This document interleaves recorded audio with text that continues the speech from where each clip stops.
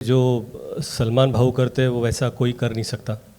कि आपको पता है बिग बॉस OTT चल रहा है, अनिल कपूर सर होस्ट कर रहे। काफ़ी लोग ने ये कहा है कि अनिल कपूर सर जो सलमान सर कर रहे वैसा नहीं कर रहे। आपके ऊपर भी सेम एक ऐसी चीज़ें आ गई है, आप क्या कहना चाहोगे? कितना कंपटीशन लग रहा है आपको, या ये आप कर पाओगे?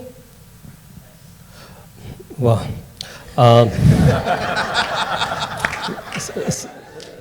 सवाल अच्छा है आपका। सबसे पहले ऑफ कोर्स मैंने पहले ही कहा था कि जो सलमान भाऊ करते हैं वो वैसा कोई कर नहीं सकता। और अनिल सर को मैं बहुत अच्छी तरह जानता हूँ, मेरे सीनियर है, हालांकि हम एक दूसरे को दोस्त मानते हैं। उनकी अपनी एक स्टाइल है, तो वो अपने स्टाइल के हिसाब से वो होस्ट करें। That's what host is all about. आप होस्ट के लिए जब किसी को चुनते हो तो आप ये चाहते हो कि आप वो खुद अपनी पर्सनैलिटी लेकर आए शो पर और कुछ करें। तो वही मैं कोशिश करूँगा। 2-3 हफ्ते के बाद आप बताइए मुझसे अगर हो पाया तो you know it will be great. So next question.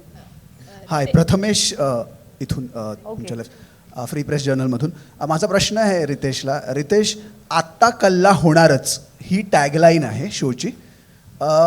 काय रेझोनेट करतो, कसं तू रिस्पॉन्ड करतो या टॅगलाईनला? What does it mean to you and how are you going to deal with this? आणि मी हा प्रश्न याच्यासाठी विचारतो की इमेज जी आहे, जी आपली एकदम बॉय नेक्स्ट डोअर, एकदम स्वीट चॉकलेटी, तुम्ही रील्स बनवता ती पण तशीच इमेज आहे. ह्या शोचा फॉर्मॅट असा आहे की तुम्हाला अग्रेसिव्ह व्हावं लागतं.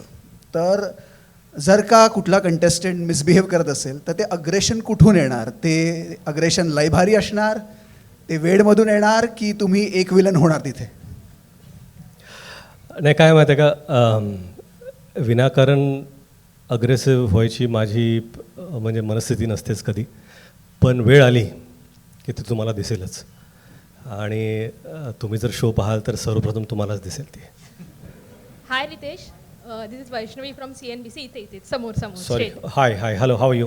Yes yes fine. Sir Ritesh, Mahesh सरांचे आम्ही चाहते आहोत. त्यांनी इतके मी पण त्यांच्या होस्टिंगचे खास करून चाहते आहोत. मी पण मागचे सगळे सीझन त्यांनी खूप म्हणजे सगळ्यांचं मन जिंकलेलं आहे त्यांच्या होस्टिंगने. Do you feel little bit of pressurised की महेश सरांचा तो अग्रेसिव्हनेस आणि ती चावडीवर होणारी सगळ्यांची धुलाई, ह्या सगळ्या गोष्टी, do you feel little bit stress की ह्या सगळ्या गोष्टी तुला याच्यापुढे सांभाळायच्या आहेत, हा सीझन तरी सांभाळायच्या आहेत? आणि मला वाटतं की महेश सरांनी जे केले त्यांच्या स्टाईलमध्ये केले त्यांनी, आणि he was a fantastic host. आणि आय थिंक मी सुरुवातच केली की to host Bigg Boss is an honour, and to do it after him also it's even a bigger honour. आणि मला वाटतं की जशी जशी परिस्थिती येईल शोवरती त्या पद्धतीने त्यांच्याबरोबर डील केलं जाईल. नमस्कार रितेश, निलिमा कुलकर्णी इकडे. हॅलो निलिमा. नवशक्ती आणि फ्री प्रेस चॅनलकडून. आणि खूप अभिनंदन, छान वाटतंय तुमचे प्रोमोज पाहून.